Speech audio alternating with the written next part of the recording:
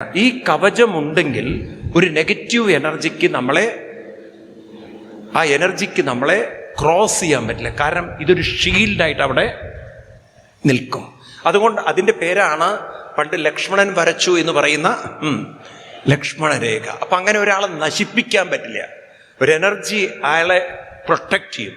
ഇത് തന്നെയാണ് ഭഗവാൻ പറഞ്ഞത്, ആര് നാമം ജപിക്കുന്നുണ്ടോ അവരെ ഞാൻ രക്ഷിക്കും എന്നൊക്കെ പറഞ്ഞ വാക്കുകൾക്ക് അർത്ഥം വെറുതെ അമ്പലത്തിൽ പോയി തൊഴുതുപോയവരെ രക്ഷിക്കുന്നല്ല പറഞ്ഞത്. ഭഗവാൻ ഉറപ്പു തരുന്നത്, നിങ്ങൾ ഗീതയിൽ 9-ാം അധ്യായത്തില് 30-ഉം 31-ഉം ശ്ലോകം എടുത്ത് നോക്കൂ. വാസ്തവത്തിൽ ഇതൊക്കെ പഠിച്ചാൽ പിന്നെ നിങ്ങൾ ജീവിതത്തിൽ ഒരിക്കലും കരയുന്ന പ്രശ്നമേ ഇല്ല. അപ്പൊ അതിനുശേഷം നമ്മൾ 6-ാമത്തെ സ്കന്ധത്തിലേക്ക് കടക്കുന്നു. അവിടെയാണ് അജാമിളോപാഖ്യാനം എന്ന കഥ തുടങ്ങുന്നത്. ഈ നരകത്തിൽ നിന്ന്, നരകം എന്ന് പറഞ്ഞാൽ നമ്മുടെ ഉള്ളിലുള്ള പഴയ സ്വഭാവത്തിൻ്റെ പേരാണ് എന്ത്? നരകം. അതാണല്ലോ നമ്മളെ പാസ്റ്റിലേക്ക് കൊണ്ടുപോകുന്നത്. അപ്പം അതിൻ്റെ പിടിയിൽ നിന്ന് എങ്ങനെ നമ്മളെ മോചിപ്പിക്കുക എന്നുള്ളതാണ്. അപ്പം ആ കഥ പറയുകയാണ് അജാമിളോപാഖ്യാനം. പണ്ട് അജാമിളൻ എന്നൊരു ബ്രാഹ്മണൻ, അദ്ദേഹം കല്യാണമൊക്കെ കഴിഞ്ഞ് കുഞ്ഞുങ്ങളൊക്കെ ആയിട്ട് ഇരിക്കുമ്പോഴാണ് വാട്സാപ്പിൽ വേറൊരു ഗ്രൂപ്പിൽ പെട്ടത്. അപ്പം അങ്ങനെ ഒരു അഫെയറിൽ ചെന്ന് പെട്ടു. സുന്ദരൻ ഞാനും സുന്ദരി നീയും ചേർന്നിരുന്നാൽ തിരുവോണം. അപ്പം ആദ്യത്തെ പെണ്ണിനോട് നീ പോണാൽ പോകട്ടും പോടാന്ന് അവളെ ഒഴിവാക്കി അവളുടെ പിന്നാലെ പോയി. പിന്നെ അവർ രണ്ടുപേരും ഇങ്ങനെ സന്തോഷത്തോടുകൂടി ആനന്ദത്തിൽ അങ്ങനെ ജീവിക്കുമ്പോൾ അതിൽ മക്കളുണ്ടായി. ആ മക്കളുണ്ടായ സമയത്ത് നേരത്തെ നിങ്ങൾ കുചേലൻ്റെ കഥയിൽ കണ്ടു എന്നറിയില്ലേ? കുചേലൻ പറയും, എനിക്ക് എൻ്റെ വീട്ടിൽ പോകണം, ഭാര്യയും മക്കളൊക്കെ കാത്തിരിക്കേണ്ടതെന്ന്. അപ്പം ഭഗവാൻ ചോദിക്കും, നിനക്ക് എത്ര ഭാര്യയുണ്ടെന്ന്? ഒരെണ്ണയുള്ളൂന്ന്. അപ്പം എൻ്റെ ഒരു അവസ്ഥ ആലോചിച്ച് നോക്കുന്നു. എൻ്റെ ഒരു അവസ്ഥ നീ ആലോചിച്ച് നോക്ക്. കാരണം നിനക്ക് ഒന്നേ ഉള്ളൂ, എനിക്ക് ഇത്രയൊക്കെ മാനേജ് ചെയ്യണ്ടേ, ഇനി എത്ര മക്കളുണ്ടെന്ന്. അപ്പോൾ അതാദ്യം പറയാൻ നാണിക്കും. പിന്നെയാണ് കാതിൽ പറയുക, കുചേലന് 5-6 മക്കളുണ്ട്, കുറച്ച് മക്കളുണ്ട് എന്നാണ്. അപ്പോൾ ഇത് പറയുമ്പോൾ ഭഗവാൻ നന്നായി ഇങ്ങനെയൊരു ഇത് കാണിക്കുന്നൊരു ഇതുണ്ട് എന്ന് പറഞ്ഞ പോലെ ഇദ്ദേഹത്തിന് ആദ്യത്തേതിൽ കുറേ മക്കളുണ്ട്, രണ്ടാമത്തേൽ 10 മക്കളുണ്ടായി എന്നാണ്. അന്നത്തെ സ്ത്രീകളെ സമ്മതിക്കണം. അന്നത്തെ കാലത്തൊക്കെ ദാരിദ്ര്യം പുറത്താണെങ്കിലും അകത്ത് പ്രസവിക്കാൻ അവർക്കൊരു ദാരിദ്ര്യമില്ല. ഒരുവിധമൊക്കെ സ്ത്രീകളന്ന് സമ്പന്നരാണ്. കാരണം 8 മക്കൾ, 10 മക്കൾ, 15 മക്കൾ ഒക്കെ ഓരോ വർഷം ഇറങ്ങി വരികയാണ് ഓരോരുത്തരെയും. അന്നത്തെ കാലം അങ്ങനെയാണ്. ഏതായാലും ഇവിടെ 10-ാമത്തെ കുട്ടിയും വന്നു. ഈ അജാമളൻ ചെയ്ത ഒരു നല്ല കാര്യം എന്ന് വെച്ചാൽ ഉള്ള കുട്ടികൾക്കൊക്കെ ദൈവീകമായ പേരുകൾ കൊടുത്തു. അവസാനത്തെ കുട്ടിക്ക് പേര് കൊടുത്തു നാരായണൻ. കഥ ഞാൻ വളരെ നീട്ടുന്നില്ല, എല്ലാവർക്കും അറിയുന്നൊരു കഥയാണ്. അങ്ങനെ നാരായണ നാരായണ എന്നാണെങ്കിൽ നാരായണ എന്ന് മുഴുവൻ വിളിക്കൂ, നമ്മൾ വിളിക്കില്ല. അങ്ങനെ നാരായണ നാരായണ നാരായണ നാരായണ നിങ്ങൾ വിളിച്ച് ഇടയ്ക്കിടയ്ക്ക് ഇങ്ങനെ അദ്ദേഹത്തിൻ്റെ പഴയ കാലത്തെ ഓർമ്മകളൊക്കെ വരുന്നതാണ്. അങ്ങനെ ആ ഓർമ്മകളിലൊക്കെ അദ്ദേഹം ഇടയ്ക്ക് പോകുമ്പോൾ ഒരു ദിവസം രാത്രി കിടന്നുറങ്ങുന്ന സമയത്ത് ഇദ്ദേഹത്തിനെ യമദൂതന്മാര് വരിഞ്ഞു മുറുക്കി കെട്ടി അങ്ങനെയാളെ പിടിച്ച് വലിച്ചു കൊണ്ടുപോകുന്ന സമയത്ത് ഭയത്തോടുകൂടി ഒരു അലർച്ചയാണ്, നാരായണ ഒരു അലർച്ച. പേടിച്ചിട്ട് മകൻ ഓടി വരും. എന്നിട്ട് വിചാരിച്ചിട്ടുണ്ടോ അറിയില്ല, എന്തായാലും വന്നത് ഭഗവാന്റെ പാർഷദന്മാരാണ്. അവർ പിന്നീട് യമദൂതന്മാരുമായി ചർച്ച അങ്ങോട്ടും ഇങ്ങോട്ടും. ഈ അജാമിളൻ നാരായണ എന്ന് വിളിച്ചതുകൊണ്ട് സർവപാപങ്ങളിൽ നിന്നും മുക്തനാണ്. അതുകൊണ്ട് ഇദ്ദേഹത്തിനെ എങ്ങോട്ടും കൊണ്ടുപോകാൻ പറ്റില്ല എന്ന് പറഞ്ഞപ്പോൾ യമദൂതന്മാർ പറഞ്ഞു, ഇത് നല്ല കാര്യം. എല്ലാ തോന്നിവാസം ചെയ്തിട്ട് അവസാനം നാരായണ ഒരു വിളിയും വിളിച്ചാൽ സർവപാപത്തിൽ നിന്നും മുക്തരാവും എന്ന് പറഞ്ഞാൽ നബിനെ എല്ലാ തോന്നിവാസം ചെയ്തിട്ട് ലാസ്റ്റ് എന്ത് വിളിച്ചാൽ മതി? നാരായണ. ഇപ്പോഴത്തെ ഒരവസ്ഥയിൽ നാരായണ എന്നാൽ ഒരു ആയന എന്ന് വിളിക്കാൻ സമ്മതിക്കില്ല ഡോക്ടർമാര്. കാരണം സർവ ദ്വാരത്തിൽ അവർ ട്യൂബ് ഇട്ടിട്ടുണ്ടാവും. നാരായണൻ പോയിട്ട് വായ പോലും പൊളിക്കാൻ പറ്റില്ല. ആ രൂപത്തിലല്ലേ ഓരോരുത്തർ ആശുപത്രി കിടക്കുക. അപ്പൊ ഇങ്ങനെ നാരായണ എന്ന് വിളിച്ചപ്പോൾ സർവപാപത്തിൽ നിന്നും മുക്തരാവും എന്നൊക്കെ പറഞ്ഞപ്പോൾ അവിടെ ഒരു ചർച്ച, എങ്ങനെ സാധിക്കുന്നു. അവസാനം യമരാജാവ് വന്നിട്ട് പറഞ്ഞു, നാരായണ എന്ന് വിളിച്ചാൽ പാപത്തിൽ നിന്നും മുക്തരാണ്. പിന്നീട് ഇദ്ദേഹത്തിന് യമദൂതന്മാര് വിട്ടു എന്നും ഇദ്ദേഹം അവിടെ നിന്ന് നേരെ എങ്ങോട്ട് പോയി? ഭാഗവതത്തിലെ 6-ാം സ്കന്ധത്തിൽ 2-ാം അധ്യായത്തിൽ പറയും, ഇദ്ദേഹം പൊതുവെ കഥ പറയുന്നവരൊക്കെ വൈകുണ്ഠത്തിൽ പോയി എന്നാ പറയുക. പക്ഷെ വൈകുണ്ഠത്തിൽ പോയി നല്ല ഭാഗവതം പറയുന്നത്. ഭാഗവതം പറയുന്നത് ഇദ്ദേഹം എങ്ങോട്ട് പോയി? ഇതി ജാതസ്സു നിർവേദക്ഷണസംഖ്യേന സാധുഷു ഗംഗാദ്വാരമുപേയായ മുക്ത സർവാനുബന്ധന. എവിടേക്കാ പോകുന്നത്? ഗംഗാദ്വാരം എന്ന് പറഞ്ഞാൽ അദ്ദേഹം പോയത് ഹരിദ്വാറിലേക്കൊക്കെ പോയി എന്നാണ്. അവിടെ ചെന്നിട്ട് പിന്നീട് അദ്ദേഹം എന്ത് ചെയ്തു അത്രേ? തസ്മിൻ ദേവസദന ആസീനോ യോഗമാശ്രിത പ്രത്യാഹൃത ഹിതേന്ദ്രിയ ഗ്രാമോ യുയോജമന ആത്മനി. തൻ്റെ മനസ്സിനെ തൻ്റെ അന്തരാത്മാവിൽ ഉറപ്പിച്ചുകൊണ്ട് നിരന്തര സാധന ചെയ്ത് അങ്ങനെ ഹിത്വാ കളേബരം തീർത്ഥേ, തൻ്റെ ശരീരം തീർത്ഥേ ഹിത്വ, തീർത്ഥം ഗംഗയിലെ തീർത്ഥത്തിൽ ഉപേക്ഷിച്ചുകൊണ്ട് അദ്ദേഹം സത്യസ്വരൂപം ജഗ്രഹേ ഭഗവത് പാർശ്വവർത്തിനം. അദ്ദേഹം ഭഗവാന്റെ അടുത്തേക്ക് പോയി, അല്ലെങ്കിൽ ഭഗവാനിലേക്ക് അലിഞ്ഞു എന്നൊരു കഥ പറയാണ്.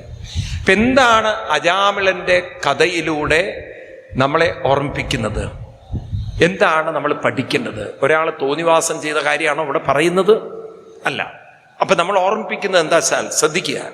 ഇവിടെ അജാമിളൻ എന്ന് പറയുന്ന ഒരാൾ, അദ്ദേഹത്തിൻ്റെ ഉള്ളിൽ ചില കാമചിന്തകൾ, മനസ്സിനെ ഒരിക്കലും തൃപ്തിപ്പെടുത്താൻ സാധ്യമല്ല. അപ്പം അദ്ദേഹത്തിന് വേറൊരാളെ കണ്ടപ്പോൾ തോന്നി, ഇവളിലൂടെ എൻ്റെ ജീവിതം സന്തോഷമാക്കാന്ന്. പക്ഷെ മനസ്സിനെ സന്തോഷമാക്കാൻ സാധ്യമല്ലെന്ന് അറിയുന്നില്ല. എത്ര മനുഷ്യൻ സുഖത്തിൻ്റെ പിന്നാലെ പോകുന്നുണ്ടോ അത്രയും നരകം വലിച്ചു കൂട്ടുകയാണ്. എന്ന് പറഞ്ഞാൽ എന്താണ്? മനസ്സ് കൂടുതൽ കൂടുതൽ കൂടുതൽ തളരുകയും മനസ്സ് കൂടുതൽ കൂടുതൽ കൂടുതൽ വിഷമങ്ങളും വേദനകളും കുറ്റബോധങ്ങളും കൊണ്ട് നിറഞ്ഞതാവും. മനസ്സിനെ തൃപ്തിപ്പെടുത്താൻ ഈ ലോകത്തിലെ ഒരു സാധനം കൊണ്ടും സാധ്യമല്ലെന്ന് പൂന്താനം അതല്ലേ പാടിയത്? 10 കിട്ടൂകിൽ 100 മതിയെന്നും 100 സഹസ്രം മതിയെന്നും 1000 പണം കയ്യിലുണ്ടാകുമ്പോൾ അടുത്തയിലേക്ക് പോവുകയാണ് മനസ്സ്. ഒന്നിൽ നിന്നും നാളെ നമുക്ക് കാണാം. യയാതി പറയും, ഈ മനസ്സെന്ന് പറയുന്നത് ഉപഭോഗേന ശാമ്യതി എന്നാണ്. ഹവിഷാകൃഷ്ണവത്മേന ഭൂയ ഏവാഭിവർദ്ധത്തെ. എപ്രകാരമാണോ കത്തുന്ന തീയിലേക്ക് നീയൊഴിച്ചാൽ അത് ആളിക്കത്തുന്നത്, അതുപോലെയാണ് ഈ ലോകത്തിൽ ഇന്ന് വരെ മനസ്സിനെ തൃപ്തിപ്പെടുത്താൻ ഒരാൾക്കും, ഉറക്കെ പറയൂ, സാധിച്ചില്ല. എന്താ കാരണം? മനസ്സും ശ്രദ്ധിക്കണം. മനസ്സെന്ന് പറഞ്ഞാൽ സൂക്ഷ്മമാണ്. അതിനെ ഇതുവരെ ആരും കണ്ടിട്ടില്ല. അപ്പൊ സൂക്ഷ്മമായ മനസ്സിനെ സ്ഥൂലമായ ഇന്ദ്രിയത്തിലൂടെ എങ്ങനെ തൃപ്തിപ്പെടുത്താൻ പറ്റും? പറയൂ നിങ്ങൾ. അപ്പൊ ഒരു സ്ഥൂലമായ ഇന്ദ്രിയത്തിന് പരിമിതികളുണ്ട്. ഇപ്പൊ നമ്മുടെ കണ്ണിന്റെ കാഴ്ചയ്ക്കൊരു പരിമിതിയുണ്ട്. ഓരോ ഇന്ദ്രിയത്തിനും ഒരു കാലചക്രത്തിൽപ്പെട്ട് കറങ്ങുന്ന ഒരു സാധനത്തിന്, പ്രായം ബാധിക്കുന്ന ഒന്നിന് പരിമിതി ഉണ്ടോ ഇല്ലയോ? എന്താ ഒന്നും വേണ്ടാത്തത് നിങ്ങൾ? ഉണ്ടോ ഇല്ലയോ? അപ്പൊ ഈ ശരീരം എന്ന് പറയുന്നത് കാലചക്രത്തിലൂടെ കറങ്ങിക്കൊണ്ടിരിക്കുന്ന പ്രായം ബാധിക്കുന്ന ഒരു സാധനത്തിന് ഒരിക്കലും പ്രായം ബാധിക്കാത്ത സുസൂക്ഷ്മമായ മനസ്സിനെ തൃപ്തിപ്പെടുത്താൻ സാധ്യമല്ല. ഇന്ദ്രിയങ്ങളിലൂടെ മനസ്സൊരിക്കലും മനസ്സ് തൃപ്തിപ്പെടില്ല. 5 വയസ്സുള്ള ഒരു ബാലനാണ് നചികേതസ്. ഇപ്പൊ നചികേതസ് യമരാജാവിനോട് ചില ചോദ്യങ്ങൾ ചോദിക്കുകയാണ്. ആത്മതത്വം അറിയണമെന്ന്. എൻ്റെ കുട്ടി, ഇതറിയൽ അത്ര എളുപ്പമൊന്നുമല്ലേ, അത്ര പ്രയാസമാണ്. നിനക്ക് പകരം ഞാൻ വരം തരാം. അങ്ങനെ ചില ഓഫറിങ്സ് നടത്തുകയാണ്. എന്തൊക്കെ തരാം നിനക്ക്? ഞാൻ നിനക്ക് എത്ര ഭൂമി വേണോ അത്ര എഴുതി തരാമെന്ന്. അതായത് നിനക്ക് എത്ര പറമ്പും അതൊക്കെ വേണം, എത്ര ഏക്കർ സ്ഥലം വേണോ എഴുതി തരാം. പിന്നെ എത്ര നിനക്ക് സ്വർണം വേണോ എഴുതി തരാം. സുന്ദരികളായ പെൺകുട്ടികൾ എത്ര വേണോ എഴുതി തരാം. ഇങ്ങനെ ഒരുപാട് വമ്പൻ ഓഫർ. ആർക്ക്? നചികേതസിന്. ഉടനെ നചികേതസ് തിരിച്ചു പറയുന്ന എന്താ അറിയോ?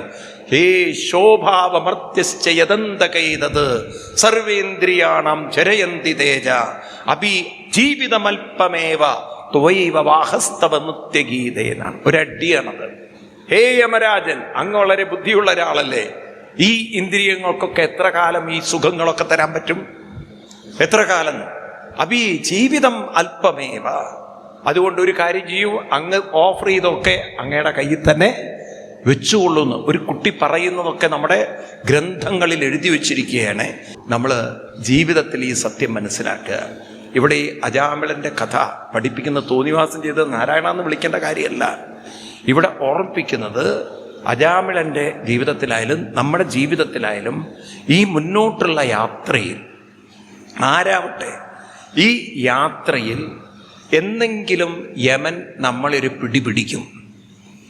ആരായാലും. എങ്ങനെ യമൻ പിടിക്കുക? യമൻ പിടിക്കുന്നത് നമ്മുടെ ശരീരം നമ്മുടെ അല്ല എന്ന് ഓർമ്മിപ്പിക്കും.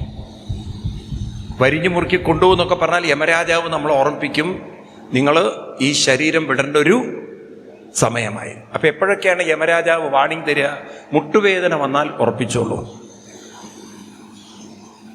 എന്ത് യമരാജാവ് മണിയടിച്ചിരിക്കണോ, ബെല്ലടിച്ചിരിക്കണോ, വാണിംഗ് തന്നിരിക്കണോ?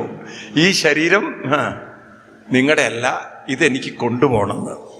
എൻ്റെ വാടകയിലാണ് ഇത് വണ്ടി ഓടുന്നത്. വാടകയൊക്കെ അതിൻ്റെ എല്ലാ വർഷവും എന്ത് ചെയ്യണം? വാടകയ്ക്ക് ഒരു കെട്ടിടം എടുത്താൽ എന്ത് ചെയ്യണം? പുതുക്കണം. അപ്പൊ യമരാജാവ് വർഷം പുതുക്കാൻ നമ്മൾ ഓർമ്മിപ്പിക്കുക. അതാണ് പുതുക്കലാണ് ബർത്ത്ഡേ ആഘോഷം. അപ്പൊ ഈ മുട്ടുവേദനയൊക്കെ വരുമ്പം യമരാജാവ് പറയുകയാണ് നമ്മളോട്, ഈ കെട്ടിടം ഒന്ന് റിപ്പയറിങ്ങിന് ആവശ്യത്തിന് പോകേണ്ടതുണ്ട്, അതുകൊണ്ട് നിങ്ങളത് എത്രയും വേഗം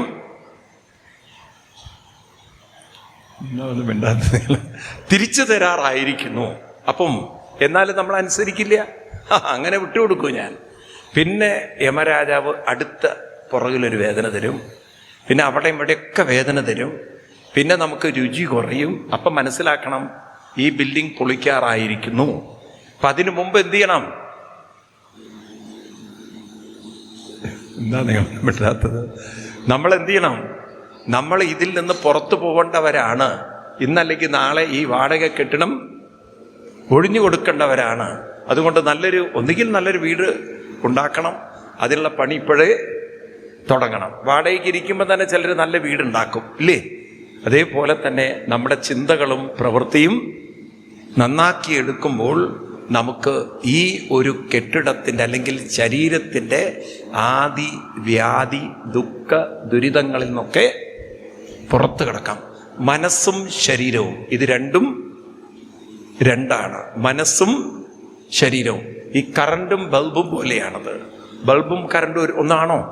ആ കറണ്ട് സ്വതന്ത്രമാണ്, മനസ്സതുപോലെ ഉറക്കെ പറയൂ, സ്വതന്ത്രമാണ്. അതിനെപ്പോൾ വേണമെങ്കിലും ഈ ശരീരം വിട്ടുപോവാൻ സാധിക്കും. അതുകൊണ്ട് ആ മനസ്സിനെ ഉണർത്തുന്ന അനന്തബോധത്തിൻ്റെ സാധ്യതകളെ നമ്മൾ വേണ്ട പോലെ ഉപയോഗപ്പെടുത്തണമെങ്കിൽ നമ്മുടെ ശ്രദ്ധ ശരീരത്തിലേക്കോ ലോകത്തിലേക്കോ ആവരുത്. എവിടേക്ക് വരണം?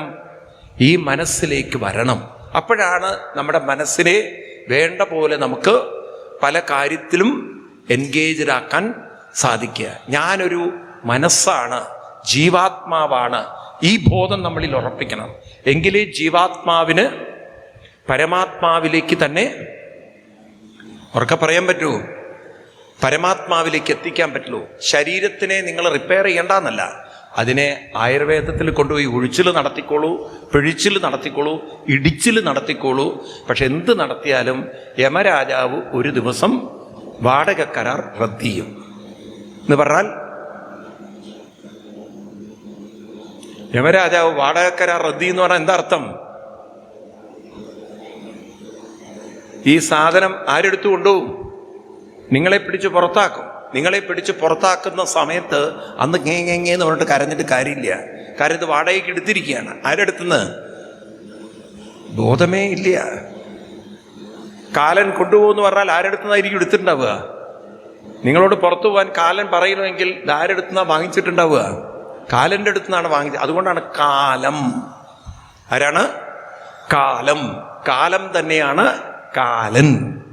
അപ്പൊ കാലം, കാലചക്രത്തിൽ കറങ്ങുന്നൊരു സാധനം. ഈ സാധനത്തെ കാലൻ അഥവാ കാലം എടുത്ത് കൊണ്ടുപോകും. കാലത്തിൻ്റെ കയ്യിൽ നിന്നും എടുത്ത ഈ ശരീരത്തെ നമ്മുടേതാക്കി വെക്കാൻ മെനക്കെട്ടാൽ ദുരിതങ്ങളും ദുഃഖങ്ങളും പിന്നാലെ വരും. എന്ന് വെച്ചിട്ട് ശരീരത്തെ കെയർ ചെയ്യാതിരിക്കുക എന്നല്ല, വേണ്ട റിപ്പയറിംഗ് ഒക്കെ നടത്തി. നമ്മളിപ്പോൾ ഒരു വണ്ടി വാങ്ങിച്ചു കഴിഞ്ഞാൽ ഒരു 10-15 വർഷം കഴിഞ്ഞാൽ പിന്നെ അത് ഒഴിവാക്കണം, വേണ്ടേ? അതുവരെയൊക്കെ ഒന്ന് തട്ടലും മുട്ടലില്ലാതെ കൊണ്ടു നടക്കുന്ന പോലെയാണ് ഈ ശരീരവും. ഇതം ശരീരം, ഈ ശരീരവും. ഗീതയിൽ ശരീരത്തെ ഒരു രഥത്തോടാണ് ഉപമിച്ചത്. ഇതിനോട് ശരീരം രഥമേവച്ച, ശരീരം ഒരു രഥമാണ്, ഒരു വാഹനമാണ്. അപ്പൊ ഈ വാഹനം എങ്ങനെയാണ് ഒരു പുറത്തുള്ള വാഹനം കൊണ്ടു നടക്കുന്നത്, അതുപോലെ ഏതിനെയും കൊണ്ടു നടക്കണം, ഈ ശരീരത്തെയും കൊണ്ട് നടക്കണം. ഓർമ്മിപ്പിക്കുകയാണ് നമ്മളെ. അപ്പം ഇപ്രകാരം അജാമിളന്റെ കഥയിൽ നിന്നും പഠിക്കേണ്ട ഒറ്റ കാര്യം ഇതാണ്: കാലം പിന്നിലുണ്ട്, കാലൻ പിന്നിലുണ്ട്. അപ്പൊ കാലം ഈ ശരീരത്തെ കൊണ്ടുപോകുന്നതിന് മുമ്പ് ഞാൻ എൻ്റെ മനസ്സിനെ നിരന്തരം ഉയർത്തി കാലത്തിൻ്റെ പിടിയിൽ നിന്നും അതിനെ കൂടെ വരുന്നില്ലേ നിങ്ങൾ? കാലത്തിൻ്റെ പിടിയിൽ നിന്നും മനസ്സിനെ ഉയർത്തുക എന്ന് പറഞ്ഞാൽ സമയത്തെ വേണ്ട വിധത്തിൽ പ്രയോജനപ്പെടുത്തണം. അതാണ് കൃത്യനിഷ്ഠയും അനുഷ്ഠാനവും ഒക്കെ ചെയ്ത് ജീവിതം മുന്നോട്ട് കൊണ്ടുപോയാൽ കാലത്തിൻ്റെ വസ്തു എടുത്തു കൊണ്ടുപോകും. പക്ഷെ അതൊന്നും നമ്മളെ ബാധിക്കാത്ത വിധത്തിലൊരു മനസ്സിൻ്റെ ഉടമകളായി നമുക്ക് മാറാൻ പറ്റും. പിന്നീട് അതിനുശേഷം നമ്മൾ കാണുന്നത് അടുത്തൊരു കഥ, ഇന്ദ്രന് ശാപം കിട്ടുന്ന കഥകളൊക്കെയാണ്. അവിടെ ഇന്ദ്രൻ ഒരിക്കലിങ്ങനെ, ഇന്ദ്രനുണ്ട് ചാനലുകളൊക്കെ, ഉർവശി ചാനൽ, പിന്നെ ആരാണ്, രംഭ ചാനൽ, ഒരുപക്ഷെ നിങ്ങൾക്ക് നല്ല പരിചയമാണോ? പിന്നെ ആരാവോ? മേനക ചാനലുണ്ട്. ആരാ? ഫിലോമിനയാണ്, തിലോത്തമയാണ്. ഓരോ പുതിയ ചാനലൊക്കെ വരുന്നു. അപ്പോൾ ഒരു ദിവസം ഇങ്ങനെ ഡാൻസ് പ്രോഗ്രാം കണ്ടുകൊണ്ടിരിക്കുമ്പോഴാണ് ബൃഹസ്പതി ഗുരു കയറി വരുന്നത്. ഇന്ദ്രന് ഒട്ടും ഇഷ്ടപ്പെട്ടില്ല. കാരണം ഇന്ദ്രൻ ആ ഡാൻസിൽ അത്ര മുഴുകിയിരിക്കുകയായിരുന്നു. ഈ മനുഷ്യൻ കയറി വരാൻ കൊണ്ടൊരു സമയം എന്നൊക്കെയുള്ളൊരു പുച്ഛത്തിൽ നോക്കുന്നതും ബൃഹസ്പതി ഇറങ്ങിപ്പോകുന്നതും. അതിന് ശേഷം പിന്നെയാണ് ഇന്ദ്രന് ബോധം വന്നത്, ബൃഹസ്പതി പോയാൽ അസുരന്മാർ യുദ്ധത്തിന് വരും, അപ്പോൾ താൻ ഒറ്റപ്പെടും. ഉടനെ ഗുരുവിൻ്റെ വീട്ടിലേക്ക് ഓടിയപ്പോൾ ഗുരുവിൻ്റെ പത്നി 4 ചീത്ത, നിന്റെ അടുത്തേക്ക് വന്നതാണല്ലോ, എവിടെ പോയി എന്ന് പറഞ്ഞു. എനിക്കൊരു കയ്യബദ്ധം പറ്റി, ആളിറങ്ങിപ്പോയിന്ന്, സ്ഥലം വിട്ടു. പിന്നെ ഒരു രക്ഷയില്ല, ഇയാളെ കാണുന്നില്ല. ആ സമയത്ത് ഇന്ദ്രന് മനസ്സിലായി, ഗുരു ഇല്ല എന്നെങ്ങാനും അസുരന്മാരറിഞ്ഞാൽ എല്ലാം കൂടെ യുദ്ധത്തിന് പുറപ്പെടും. വേഗം തന്നെ ഒരു ഗുരുവിനെ സംഘടിപ്പിക്കണം. ഇന്ദ്രൻ വേഗം കേരളത്തിൽ വന്നിട്ട് ഒരാളെ ഗുരുവായിട്ട് കൊണ്ടുപോയി എന്നാണ്. ഇന്ദ്രൻ തൽക്കാലം ഒരു ഗുരുവിനെ അപ്പോയിൻ്റ് ചെയ്തു. അങ്ങനെ കിട്ടിയ ഒരു ഗുരുവാണ്, അദ്ദേഹത്തിൻ്റെ പേരാണ് വിശ്വരൂപൻ. ആ വിശ്വരൂപൻ ഇന്ദ്രൻ്റെ അടുത്തെത്തി. ഇന്ദ്രൻ്റെ ഒരു മനസ്സിൽ പേടി കാണുന്നുണ്ട്. കാരണം ഈ വിശ്വരൂപനെ എങ്ങനെ മാനേജ് ചെയ്യും എന്നുള്ളൊരു തോന്നൽ ആർക്ക്? ടെമ്പററി പോസ്റ്റിൽ വന്നതല്ലേ, ഇയാൾക്ക് കഴിവുണ്ടോ, അതിനുള്ള പ്രാപ്തി ഉണ്ടോ എന്നൊക്കെ. ഏതായാലും ഇന്ദ്രൻ്റെ ഭയം കണ്ടിട്ട് ഇന്ദ്രനെ ആ ഭയത്തിൽ നിന്നും മുക്തനാക്കാൻ ഇവിടെ വിശ്വരൂപൻ ഉപദേശിക്കുന്ന മന്ത്രമാണ് പ്രസിദ്ധമായ നാരായണ കവചം. ഭാഗവതത്തിലെ 6-ാം സ്കന്ധത്തിലെ 8-ാം അധ്യായത്തിൽ അതിഗംഭീരമായൊരു നാരായണ കവച സ്തോത്രമുണ്ട്. അതൊക്കെ ഒന്ന് കുട്ടികളെ പഠിപ്പിക്കുന്നത് നല്ലതാണ്. ഈ കവചം എന്ന കാര്യം, ഇതൊക്കെ വളരെ ശാസ്ത്രീയമായിട്ടുള്ള ചിന്തകളാണ്. ഇന്നിപ്പം കുട്ടികൾക്കൊക്കെ പറഞ്ഞാൽ മനസ്സിലാവും. എല്ലാവരും ശ്രദ്ധിക്കണം, എന്നാലേ മനസ്സിലാവുള്ളൂ. ഇപ്പം ഞാൻ സാധാരണ പറയുന്ന ഒരു ഉദാഹരണം, നമുക്ക് എല്ലാവർക്കും വേഗം മനസ്സിലാവുന്ന ഉദാഹരണം. ഒരു വീട്ടിൽ കള്ളൻ കയറി എന്ന് വിചാരിക്കുക, മോഷണം നടത്തി എന്ന് വിചാരിക്കുക. കള്ളൻ കയറി മോഷണം നടത്തി. ആ കള്ളനെ പിടിച്ചില്ല, ഒരു തുമ്പ് കിട്ടാതെ പോയി. പോലീസ് അന്വേഷിച്ചിട്ടൊന്നും കിട്ടില്ല. അപ്പോൾ പോലീസ് നായയെ കൊണ്ട് അന്വേഷിപ്പിക്കുമ്പോൾ ആ കള്ളനെ വീട്ടിൽ കൊണ്ടുവന്ന് ഒരു മണം പിടിപ്പിക്കുമ്പോൾ ആ കള്ളൻ 2-3 ദിവസം കഴിഞ്ഞുവെങ്കിലും ആ കള്ളൻ്റെ ശരീരത്തിലുള്ളൊരു വാസന എവിടെ ഉണ്ടാവും? അന്തരീക്ഷത്തിലുണ്ടാവും. അതാർക്ക് പിടികിട്ടും? അവർക്ക് പറയൂ. ആ പോലീസ് നായക്ക് പിടികിട്ടും. ഉണ്ടോ? സത്യമാണോ? അത് ശരിയാണോ? പറയൂ. ഇപ്പം പല മർഡർ നടന്നു കഴിഞ്ഞാൽ, പല തരത്തിലുള്ള ക്രിമിനൽ ആക്ടിവിറ്റി ഒക്കെ നടന്നു കഴിഞ്ഞാൽ 1-2 ആഴ്ച കഴിഞ്ഞിട്ടാണ് ആര് വന്ന് മണക്കുക? പോലീസ് നായക്ക് മണക്കുക. അപ്പോൾ ഈ കുറച്ച് ദിവസം ഒരാളുടെ ശരീരത്തിൻ്റെ വാസന ആ അന്തരീക്ഷത്തിൽ, ഉറക്കെ പറയൂ, കാറ്റടിക്കുന്നുണ്ട്. നമ്മൾ എന്തൊക്കെയോ പെർഫ്യൂം ഉപയോഗിക്കുന്നവരുണ്ടാവും, അല്ലെങ്കിൽ അവിടെ ചന്ദനത്തിരി കത്തിച്ചിട്ടുണ്ടാവും. എന്നാലും ആ വാസന സെപ്പറേറ്റായി കണ്ടുപിടിക്കാനുള്ള കഴിവ് ആർക്കുണ്ട്? നമുക്ക് റോട്ടിലൂടെയൊക്കെ മണത്തു പോകുമ്പോൾ റോട്ടിൽ എന്തൊക്കെ വാസന ഉണ്ടാവും, എന്തിൻ്റെയൊക്കെ വാസന ഉണ്ടാവും. പല വാസനകൾ സ്മെല്ലുണ്ടാവില്ലേ? അതിൽ ഈ വ്യക്തിയുടെ വാസന പോലീസ് നായക്ക് മണം പിടിച്ച് അറിയാൻ സാധിക്കുമെങ്കിൽ അപ്പോൾ ആ വാസന അന്തരീക്ഷത്തിൽ കൂടെ വരണം നിങ്ങൾ. അപ്പൊ കേവലം നമ്മുടെ ശരീരം ഒരു ഭാഗത്തൂടെ പോകുമ്പോൾ തന്നെ അതിലൊരു സ്മെൽ അന്തരീക്ഷത്തിൽ നിൽക്കുമെങ്കിൽ ഈ മന്ത്രങ്ങളൊക്കെ ചൊല്ലുമ്പോൾ ആ മന്ത്രത്തിൻ്റെ ഒരു തരംഗം ആ വ്യക്തിക്ക് ചുറ്റും ഉണ്ടാവില്ല.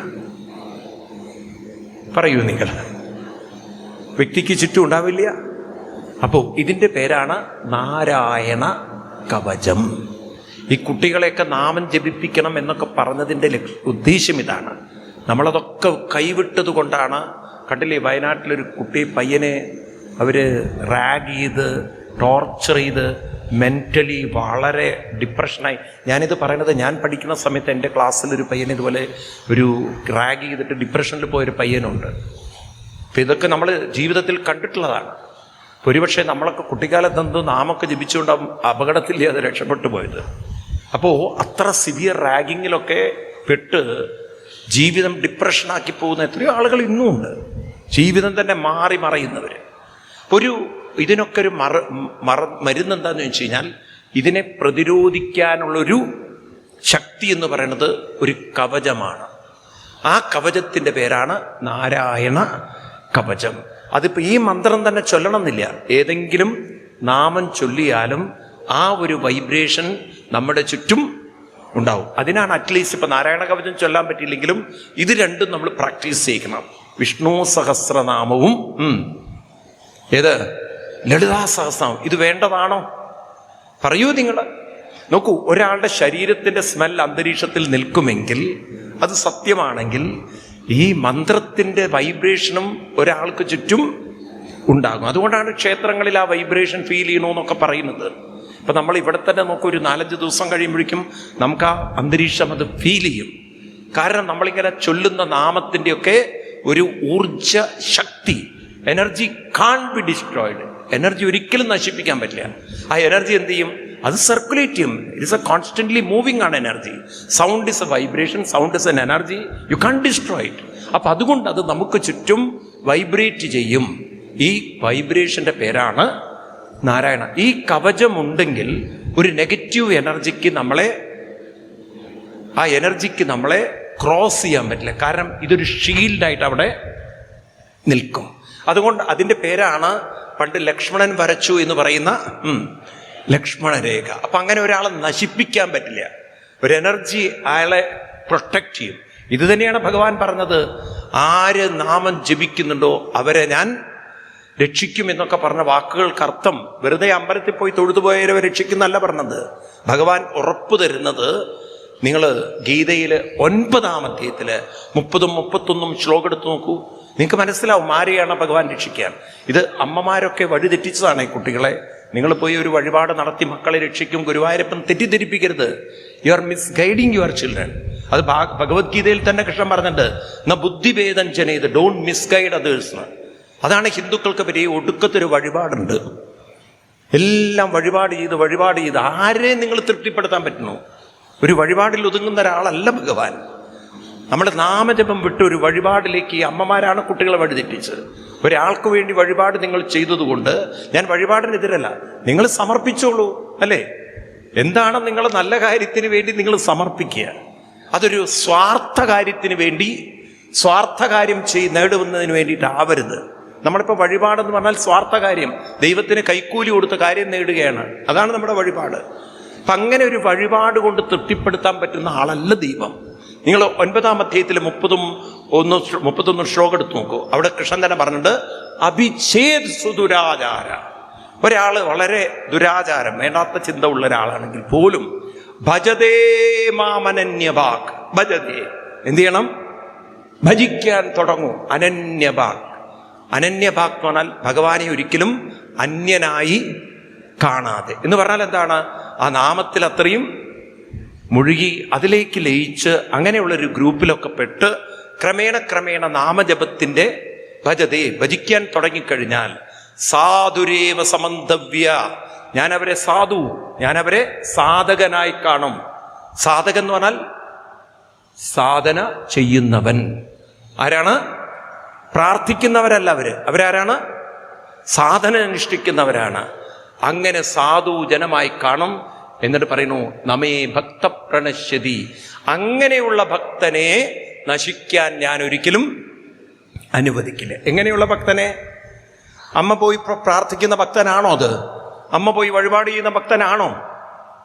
ആണോ? ആരാണ് അങ്ങനെ എങ്ങനെയുള്ള ഭക്തന്മാര്? ആരാണോ എന്നെ ഭജിക്കുന്നത് ജപിക്കുന്നത്. ജപത്തിലൂടെയല്ലേ ഭജനം ഉണ്ടാവുള്ളൂ. ജപം തീവ്രമാകുമ്പോഴാണ്, മുഴുകുമ്പോഴാണ് അതിനെ ഭജനം എന്ന് പറയുക. ഭജനം എന്ന് പറഞ്ഞാൽ ഭഗവാനുമായിട്ടുള്ളൊരു ആത്മബന്ധത്തിന്റെ പേരാണ് ഭജനം എന്നത്. ഇപ്രകാരമുള്ളൊരു മാനസികാവസ്ഥ ആർക്കുണ്ടോ അവരെ ഭഗവാൻ ഒരിക്കലും, എന്താ നിങ്ങളൊന്നും മിണ്ടാത്തത്, കൈവിടില്ല. അതുകൊണ്ട് അമ്പലത്തിൽ പോയി വഴിപാട് ചെയ്യലാണോ വേണ്ടത്? മിണ്ടില്ല. നിങ്ങൾ എല്ലാ തോന്നിവാസവും ചെയ്ത് കൂട്ടിയിട്ട് അങ്ങനെ ഒരു വഴിപാട് ചെയ്യലാണോ വേണ്ടത്? ആണോ? അങ്ങനെയൊക്കെ നമ്മളെ ആരോ തെറ്റിദ്ധരിപ്പിച്ചു വെച്ചതാണ്. മനസ്സിലായില്ലേ? ഭഗവാന് വേണ്ടത് നിങ്ങളുടെ മനസ്സും നിങ്ങളുടെ നാമജപത്തിലുള്ള അർപ്പണമാണ്. ഭഗവാൻ അതാ പറഞ്ഞത്, മൈ അർപ്പിത മനോബുദ്ധി യോ മദ്ഭക്ത സമയ പ്രിയ. നിങ്ങളുടെ മനസ്സങ്ങോട്ട് അർപ്പിക്കൂ. ആ മനസ്സർപ്പിക്കുന്നതിന് പ്രതീകമാണ് നമ്മൾ ഈ പുഷ്പം കൊണ്ടുപോകുന്നത്. പുഷ്പം നമ്മുടെ മനസ്സിൻ്റെ പ്രതീകമാണ്. ആ മനസ്സർപ്പിക്കുക. അതിനു വേണ്ടിയിട്ടാണ് നമ്മൾ ഈ കാര്യങ്ങളൊക്കെ ചെയ്യുന്നത്. കാരണം മനസ്സെന്ന ജീവാത്മാവിനെയാണ് ആരിലേക്ക് എത്തിക്കേണ്ടത്? ഭഗവാനാകുന്ന പരമാത്മാവിലേക്ക് എത്തിക്കേണ്ട ജീവബ്രഹ്മ ഐക്യമാണ് നമുക്ക് നേടാനുള്ളത്. വേറൊന്നുമില്ല. ഇതൊക്കെ നമുക്ക് വ്യക്തതയില്ലാത്തത് കൊണ്ട് നമ്മളിങ്ങനെ കുറെ അന്ധത അനുഷ്ഠിക്കുന്നു എന്ന് മാത്രം. നിൽക്കട്ടെ. അപ്പോൾ ഇങ്ങനെ ഇവിടെ നാരായണ കവചം ഉപദേശിച്ചു. അത് കഴിഞ്ഞിട്ട് ഒരു ദിവസം യാഗം ചെയ്യുന്ന സമയത്ത് ഇദ്ദേഹം ഇന്ദ്രന് വേണ്ടി യാഗത്തിൽ നെയ്യൊഴിക്കുന്ന കൂട്ടത്തിൽ അസുര ഗുരുവിന് വേണ്ടി നെയ്യൊഴിച്ചു. അപ്പോൾ എന്താ പ്രശ്നം എന്ന് വെച്ച് കഴിഞ്ഞാൽ, ഈ വിശ്വരൂപൻ്റെ അച്ഛനും അമ്മയും പണ്ട് മതിൽ ചാടിയ കല്യാണമായിരുന്നു. എന്ന് വെച്ചാൽ അങ്ങോട്ടും ഇങ്ങോട്ടും ഒരു പ്രേമം വന്നു. മൊബൈലില്ലാത്തത് കൊണ്ട് ഇപ്പോൾ രണ്ടുപേരും ഒരു മിക്സഡ് കമ്മ്യൂണിറ്റി ആയിരുന്നു. ഒരാൾ ദേവവംശവും ഒരാൾ അസുരവംശം. അതുകൊണ്ട് ഇയാൾക്ക് അസുരന്മാരെ ഒഴിവാക്കാൻ പറ്റില്ല. അസുര ഗുരുവിന് വേണ്ടി നെയ്യൊഴിച്ചു. ഇത് കണ്ടതും ഇന്ദ്രൻ വാളെടുത്ത് വെട്ടി ഗുരുവാണെന്ന് നോക്കിയില്ല. അങ്ങനെയാണ് ഇന്ദ്രന് ബ്രഹ്മഹത്യാപാപം പിടിക്കുന്നു. അത് നിന്ന് രക്ഷപ്പെടാൻ വേണ്ടിയിട്ട് ഇന്ദ്രൻ ഓടുന്നു. അത് പലർക്കും വിഭജിച്ചു കൊടുത്തു എന്നാണ്. അങ്ങനെയാണ് ഒരു കൂട്ടർക്ക് വിഭജിച്ചു കൊടുത്തു, വെള്ളത്തിന് വിഭജിച്ചു കൊടുത്തു, അത് കുമിളകളായി എന്ന് പറയുന്നു. അതുപോലെ ഭൂമിക്ക് വിട്ടുകൊടുത്തു, അത് മരുഭൂമിയാക്കി തീർത്തു. വൃക്ഷങ്ങൾക്ക് കൊടുത്തു, അത് വൃക്ഷങ്ങളുടെ കറയായി പാലായി മാറി. അത് പിന്നീട് സ്ത്രീകൾക്ക് കൊടുത്തപ്പോൾ അത് ആർത്തവം മെനസ്ട്രേഷൻ എന്നുള്ള അവസ്ഥയിൽ വന്നു എന്നൊക്കെ പറഞ്ഞാൽ എന്താണ് ബ്രഹ്മഹത്യാഭാവം? ഇതൊക്കെ സ്ത്രീകളെ ഒരു ഇതാക്കി പറയുകയാണോ എന്ന് ചോദിച്ചു കഴിഞ്ഞാൽ അതൊക്കെ സത്യം പറഞ്ഞാൽ നമ്മുടെ പൂർവികന്മാർ മനസ്സിലാക്കി വെച്ചിരിക്കണം. സ്ത്രീകൾക്ക് ഈ പീരീഡൊക്കെ വരുമ്പോൾ നോക്കൂ, ഇതൊക്കെ ഒന്ന് വളരെ സത്യമായി മാറുകയാണ്. നമ്മുടെയൊക്കെ അമ്മമാരും മുത്തശ്ശിമാരൊക്കെ പഴയ കാലത്ത് പീരീഡൊക്കെ വന്നു കഴിഞ്ഞാൽ 2 ദിവസം അവർ മാറി നിൽക്കും, അവർ റെസ്റ്റ് എടുക്കും. ഇന്നിപ്പോൾ പെൺപിള്ളേർ അതൊന്നും ചെയ്യാതെ വന്നപ്പോൾ ഒക്കെ PCOD പ്രശ്നം, കുറേ കഴിഞ്ഞാൽ ഓവറി പ്രശ്നം, അവിടെ അതായി ഇതായി, പിന്നെ ഉള്ള എന്തൊക്കെ ഏടാകൂടങ്ങളാണ് നോക്കൂ. പല ഗ്രോത്തുകളും ഓവറിക്കകത്ത് വന്ന് ഇൻഫെക്ഷൻ വന്ന് ചെറുപ്പത്തിലെ ഓവറി എടുത്ത് കളഞ്ഞ്, ഈ ഓവറിക്കെടുത്ത് കളഞ്ഞാൽ പിന്നെ യൂറിനൽ ബ്ലാഡറിനെ താങ്ങി നിർത്തുന്ന ആ സാധനങ്ങളൊക്കെയാണ്. പിന്നെ കുറേ കഴിഞ്ഞാൽ യൂറിനൊന്നും പോകുന്നതിലൊരു കൺട്രോൾ ഇല്ലാതെ അവസാന കാലം നരകമായി ജീവിതം മാറുന്നൊരു അവസ്ഥയിലേക്ക് ഇപ്പം നമ്മൾ എത്തിക്കൊണ്ടിരിക്കുന്നത്. പൂർവികരായ മുത്തശ്ശിമാർക്ക് പാവം അവർക്ക് ഓവറി ഉണ്ടോ എന്ന് പോലും അറിയില്ല. അവർക്ക് അങ്ങനെ സംഭവം തന്നെ അവർ സുഖമായി ജീവിച്ചു, സുഖമായി അല്ലേ?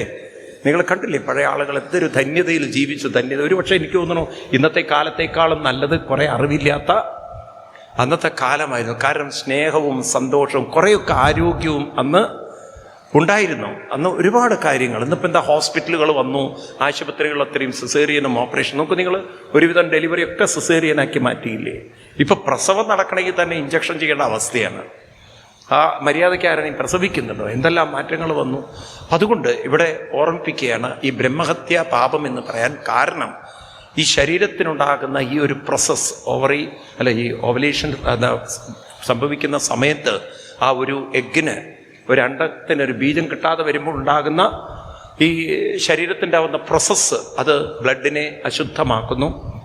അപ്പം അതുകൊണ്ട് അത്തരം സമയത്ത് റെസ്റ്റ് എടുത്തില്ലെങ്കിൽ അത് ശരീരത്തിന് പോലും ദോഷം ചെയ്യും. അതുകൊണ്ടാണ് അതിനെ ബ്രഹ്മഹത്യ പാപം എന്ന രീതിയിലൊക്കെ കണ്ടത്. അതുകൊണ്ടാണ് സ്ത്രീകളെ പല ഭാഗത്തു നിന്നും അന്ന് ക്ഷേത്രത്തിൻ്റെ അവിടെ പോകരുത്, പൂജയുടെ അവിടെ പോകരുത്, കാവുകളുടെ അവിടെ പോകരുത് എന്നൊക്കെ പറഞ്ഞ് അവരെ വിലക്കി വെച്ച്. അതൊരു മോശമായിട്ടല്ല. സ്ത്രീകൾക്ക് വാസ്തവത്തിൽ വേണ്ട പോലെ റെസ്റ്റ് എടുക്കണം. ഇന്നിപ്പോൾ നിങ്ങൾക്ക് തന്നെ കാണാം, നിങ്ങൾ ഗൂഗിളിലൊക്കെ സെർച്ച് ചെയ്ത് നോക്കിക്കഴിഞ്ഞാൽ ഇങ്ങനെ ഇത്തരം ബ്ലഡ് ശരീരത്തിലേക്ക് അബ്സോർബ് ചെയ്ത് കഴിഞ്ഞാൽ ഉണ്ടാകുന്ന മാരക രോഗങ്ങളെക്കുറിച്ചൊക്കെ നിങ്ങൾക്ക് കാണാൻ സാധിക്കും. അപ്പം ഇതൊക്കെ ഇത്തരം മാരക രോഗങ്ങളൊക്കെ വന്നു കഴിഞ്ഞാൽ പിന്നീട് അത് ജീവിതത്തെ തന്നെ സാരമായി ബാധിക്കുന്നു. അപ്പം ആ ബ്ലഡിൻ്റെ ഒരു എഫക്റ്റ് നോക്കൂ നിങ്ങൾ. അപ്പം അതുകൊണ്ടാണ് ശബരിമലയ്ക്കൊന്നും ആ സമയത്ത് പോകരുത്. കാരണം വ്രതം എടുക്കുമ്പോൾ ഇത്തരം ആ സമയത്ത് വ്രതം എടുക്കാൻ പാടില്ല. എന്തുകൊണ്ടാണ് വ്രതം എടുക്കരുത് പറഞ്ഞ്? കാരണം വ്രതം എടുക്കുന്ന സമയത്ത് ഈ ബ്ലഡ് എങ്ങാനും ആ വ്രതത്തിൻ്റെ ശക്തി കൊണ്ട് അത് ശരീരത്തിലേക്ക് അബ്സോർബ് ചെയ്യാൻ ഒരു ഇട വന്നു കഴിഞ്ഞാൽ സ്ത്രീകൾക്ക് അത് പിന്നീട് ആരോഗ്യപരമായ പ്രശ്നങ്ങളുണ്ടാക്കും. നമ്മുടെ ഋഷീശ്വരന്മാരുണ്ടല്ലോ, ആർക്കും ഉപദ്രവം ഉണ്ടാവരുതെന്ന് വിചാരിച്ചവരാണ്. ഒരു ആൾക്കും ഉപദ്രവം. അതുകൊണ്ടാണ് റെസ്റ്റ്. പണ്ട് നമ്മുടെ ആളുകൾ ചെയ്തതൊക്കെ വളരെ ശാസ്ത്രീയമാണെന്ന് നിങ്ങൾ നോക്കൂ. പല കാര്യങ്ങളും പണ്ട് മരിച്ചു കഴിഞ്ഞാൽ 14, 15 ഓരോരുത്തരും 12, 13, 14 അല്ലേ 15, 16 ദിവസങ്ങളിലൊക്കെ പലരും പെലയൊക്കെ ആചരിച്ചിരുന്നു. പുല ആചരണം ഉണ്ടോ ഇല്ലയോ? എങ്ങോട്ട് പോവില്ലേ വീട്ടിൻ്റെ അവിടെ നിന്ന്. പിന്നെ പറഞ്ഞത് അന്ധവിശ്വാസമാണ്. മരിച്ച ഒരു ദിവസം കഴിഞ്ഞാൽ പിറ്റേന്നൊക്കെ പുറത്തിറങ്ങി. ഉണ്ടോ ഇല്ലയോ? അതിനുശേഷം ഇപ്പം കോവിഡ് വന്നപ്പോൾ 15 ദിവസം വീട്ടിൽ നിന്ന് പുറത്തിറങ്ങരുത്. അതിനവർ പേരിട്ടു ക്വാറന്റൈൻ. അതെന്താ? പുറത്തു പോയാൽ ആരുടെയെങ്കിലും കയ്യിൽ നിന്ന് വൈറസ് കിട്ടിയിട്ടുണ്ടെങ്കിൽ അത് മറ്റുള്ളവർക്ക് കിട്ടാനുള്ളൊരു സാധ്യതയുണ്ട്. ഇതന്നെയാണ് പണ്ടുള്ളവർ മനസ്സിലാക്കിയത്. മരിച്ച ആളിൽ നിന്ന് എന്തെങ്കിലും ഇൻഫെക്ഷൻ വന്നിട്ടുണ്ടെങ്കിൽ നാട്ടുകാരോട് ഇടപഴകുന്ന സമയത്ത് നാട്ടുകാർക്ക് കൊടുക്കരുത്. അതിനാണ് അവരും 10, 12, 14 ദിവസം പുറത്തിറങ്ങാതിരുന്നത്. പക്ഷെ പാവങ്ങൾ അന്ന് ക്വാറന്റൈൻ വിളിച്ചില്ല. അവർ പുല എന്നുള്ളതിന് പെല എന്നൊക്കെ വിളിച്ച് നാടൻ ഭാഷയിലൊക്കെ പറഞ്ഞ് പാലായ്മ പല പേരുകളൊക്കെ വിളിച്ച് അല്ലേ? ആണോ? പണ്ട് കാലത്ത് വീട്ടിൽ ഞാൻ പറയുമ്പോൾ ബക്കറ്റൊക്കെ വരുന്നതിന് മുമ്പ് കിണ്ടിയും കാര്യങ്ങളൊക്കെ പുറത്ത് വെച്ചിരുന്നു. ആര് വന്നാലും കയ്യും കാലമൊക്കെ കഴുകിയില്ല. ഈ കോവിഡ് നിന്നപ്പോൾ തന്നെയല്ലേ ഇരുന്നു പണി എല്ലാവർക്കും. കഴുകലോട് കഴുകൽ. ഇതിനെ കാരണവന്മാർ പണ്ട് ചെയ്തത് അല്ലേ? നമ്മുടെ പൂർവികന്മാർ ഈ വൃത്തിയും വെടുപ്പ് കൊണ്ട് നടന്നിരുന്നോ? എന്താ ഒന്നും വേണ്ടാത്തത് നിങ്ങൾ? ഇതൊക്കെ അവർ ചെയ്തിരുന്ന കാര്യങ്ങളാണ്. ഇതുപോലെ ഇപ്പം നോക്കൂ, സ്ത്രീകൾ പീരീഡായ മാറി നിൽക്കണമെന്ന് നമ്മുടെ പൂർവികന്മാർ. അന്ന് പിന്നെ ഇത്തിരി കുറച്ചൊരു കൂടുതലുണ്ട്. തൊട്ടാ മോശമാണെന്നൊക്കെ പറഞ്ഞ ആ സമയത്ത് പോയി കുളിക്കണം എന്നൊക്കെയുള്ള പ്രശ്നങ്ങളൊക്കെ കുറച്ച് കനത്തുപോയി എന്ന് മാത്രം. അത് പിന്നെ നമ്മൾ കൂടുതലാണല്ലോ. ഇന്നിപ്പോൾ സ്ത്രീകൾ സുപ്രീം കോടതി പോയിരിക്കുക, ഞങ്ങൾക്ക് ആർത്തവാവധി വേണമെന്ന് പറഞ്ഞിട്ട്. ഇതന്നെയല്ലേ പൂർവികർ ചെയ്തത്? അവരതിനെ പുറത്തായി എന്ന് പറഞ്ഞു 2 ദിവസം മാറി നിന്നു. ഇപ്പം അവർക്ക് അവധി വേണത്രേ. കാണുന്നില്ലേ നിങ്ങൾ പത്രത്തിലൊക്കെ? ഈ പൂർവികർ ചെയ്താലൊക്കെ അന്ധവിശ്വാസം, ഈ പൊട്ടന്മാർ ചെയ്താൽ അതൊക്കെ ശാസ്ത്രീയ. ഇതെന്ത് കാര്യത് എന്നെനിക്ക് മനസ്സിലാവുന്നില്ല.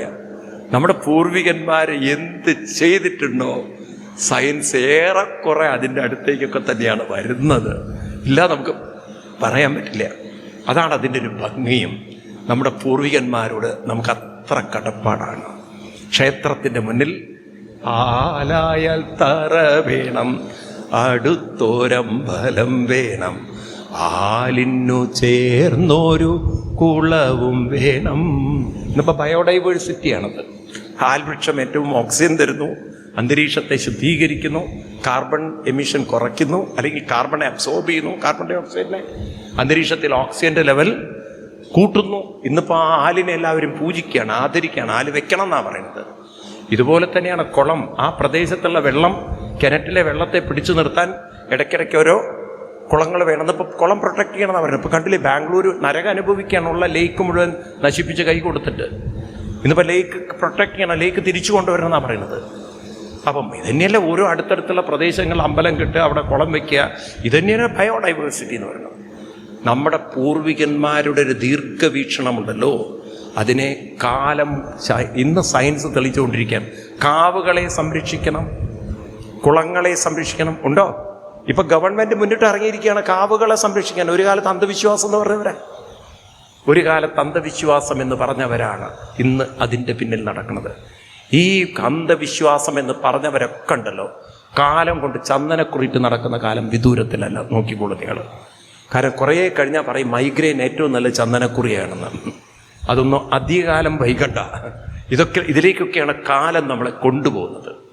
അപ്പോൾ ഞാൻ അത്ഭുതത്തോടു കൂടി പറയണം, എൻ്റെ ജീവിതത്തിൽ ഞാൻ ഇങ്ങനെ പലരെയും കണ്ടു. ഒരു കാലത്ത് നക്സൽ പ്രസ്ഥാനത്തിൻ്റെ തീവ്ര ചൂടിൽ നടന്ന ഫിലിപ്പിൻ പ്രസാദിനെ പോലുള്ളവർ ഗീതയും കൊണ്ട് നടക്കണം. ഞാനിപ്പോൾ അടുത്ത കാലത്ത് പൂനെയിൽ സപ്താഹം നടത്തുന്ന സമയത്ത് എൻ്റെ മുന്നിലുണ്ടായിരുന്നത് പുലിക്കോടൻ നാരായണൻ സാറാണ്.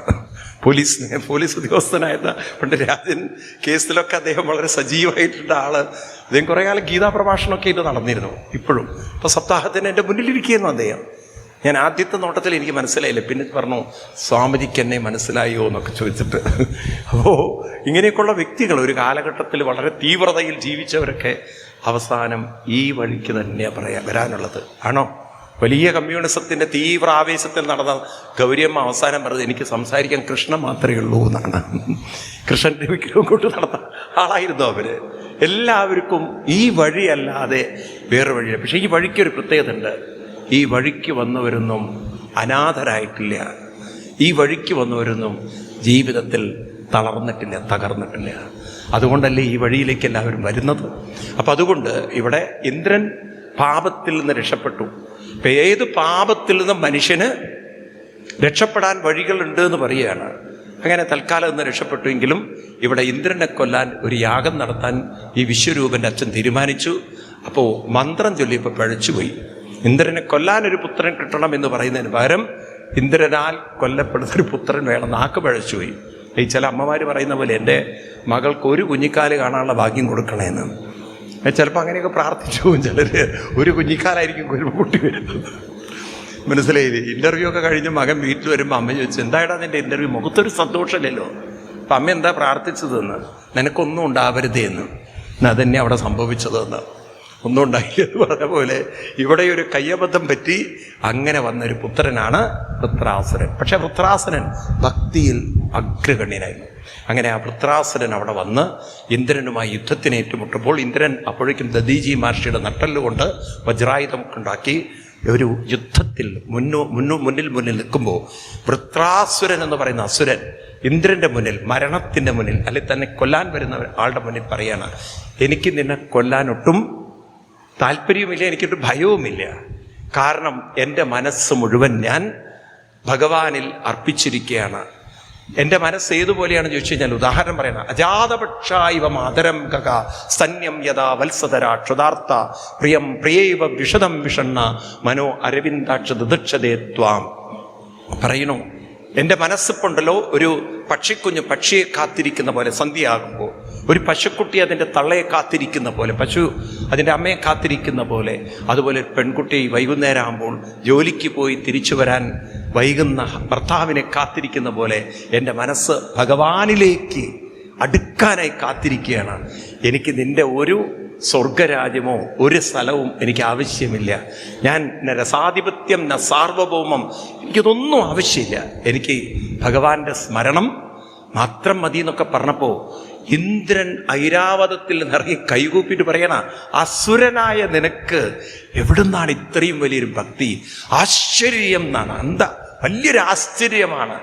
കാരണം നീ അസുരനായി ജനിച്ചിട്ട് നിന്റെ മനസ്സ് മുഴുവൻ വാസുദേവേ ഭഗവതി ദൃഢാമതി, എവിടെ നിന്നാണ് നിനക്ക് ഇത്രയും ദൃഢമായൊരു ഭക്തി കിട്ടിയിരിക്കുന്നത്? അങ്ങനെ ആ ഇന്ദ്രൻ കൈകൂപ്പുകയാണ് വൃത്രാസുരൻ്റെ മുന്നിൽ. പറയുന്നു, നീ അമൃതാംബോധിയിൽ രമിക്കുമ്പോൾ ഞങ്ങളുടെ ഓടയിലെ വെള്ളത്തിലെ പുഴുവിൻ്റെ സുഖത്തിലാണ് ഞങ്ങളൊക്കെ ഇരിക്കുന്നത്. ഞങ്ങൾ നിൻ്റെ മുന്നിൽ നിസ്സാരനാണ്. പിന്നെ ഇന്ദ്രൻ വധിക്കുകയാണ് വൃത്രാസുരൻ. അപ്പം ചോദിക്കാൻ ആരായ വൃത്രാസുരൻ? അപ്പം ഈ വൃത്രാസുരൻ എന്ന് പറയുന്ന കഥാപാത്രം പൂർവജന്മം ചിത്രകേതു എന്ന് പറയുന്ന രാജാവായിരുന്നു എന്ന് പറഞ്ഞ് ചിത്രകേതു ആഖ്യാനത്തിലേക്ക് കടക്കുകയാണ്. അപ്പം ഈ ചിത്രകേതുവിൻ്റെ കഥ നമുക്ക് അതിഗംഭീരമാണ്. ഭാഗവത്തിൽ ഒരു രാജാവിന് കുട്ടികളുണ്ടാവില്ല, പിന്നെ കുട്ടികളുണ്ടാവും. ഒരു പഴം കൊടുക്കും ഒരു രാജാവ്, ഒരു സന്യാസി. അന്നൊക്കെ പഴമൊക്കെ കഴിച്ചു കഴിഞ്ഞാൽ ഗർഭം ധരിക്കുന്ന കാലമാണ്. ഇന്നിപ്പോൾ ഉപദ്രവമില്ല എന്തായാലും, അല്ലെങ്കിൽ കാലം മാറിയ കാലമാണ്. ഇന്നിപ്പോൾ പഴം കഴിച്ചിട്ട് ഗർഭം ധരിക്കുക എന്ന് പറഞ്ഞാൽ അപകടമാണ്. അതുപോലെ പായസം കഴിച്ചിട്ട് ഗർഭം ധരിച്ച ആളാണ്, ഗർഭം ധരിച്ചവരാണല്ലോ ആര്? കൈകയും കൗസല്യവും ഒക്കെ. അങ്ങനെ ഏതായാലും ഇവിടെ പഴമൊക്കെ കഴിച്ച് കുഞ്ഞുണ്ടായപ്പോഴേക്കും രാജാവിന് ആ പത്നിയോട് താല്പര്യം വന്നു. കുഞ്ഞ് കാരണം ഞങ്ങളെ രാജാവ് മൈൻഡ് ചെയ്യുന്നില്ല എന്നുള്ള തോന്നല് മറ്റുള്ള പത്നിമാരും തോഴിമാരും ചേർന്ന് ആ കുട്ടിയെ കൊന്നു. രാജാവിന് തനിക്കുള്ള ഏക പുത്രൻ മരിച്ചപ്പോൾ താങ്ങാൻ പറ്റിയില്ല. മാനസികമായി സമനില തെറ്റി നെഞ്ചത്തടിച്ച് കരയുന്ന ആ രാജാവിൻ്റെ മുന്നിലേക്ക് നാരദ മഹർഷി കടന്നു വന്നിട്ട് പറഞ്ഞു, എൻ്റെ യോഗശക്തി കൊണ്ട് മരിച്ചുപോയ കുട്ടിയെ ഞാൻ കാണിച്ചു തരാം. അങ്ങനെ മരിച്ചൊരാത്മാവിനെ ഈ ചിത്രകേതു കണ്ടു എന്നാണ്. എന്നിട്ട് ആ കുട്ടിയോട് പറയാണ് നാരദര്, ദേ നിന്റെ ശരീരം ഇവിടെ കിടക്കണു, എൻ്റെ യോഗശക്തി കൊണ്ട് നിന്നെ തിരിച്ചു കൊണ്ടുവരാം. അപ്പം ആ കുട്ടി അതിന് കൊടുക്കുന്നൊരു മറുപടി 16-ാം അധ്യായത്തിൽ 6-ാം സ്കന്ധത്തിൽ അതിഗംഭീരമാണ്.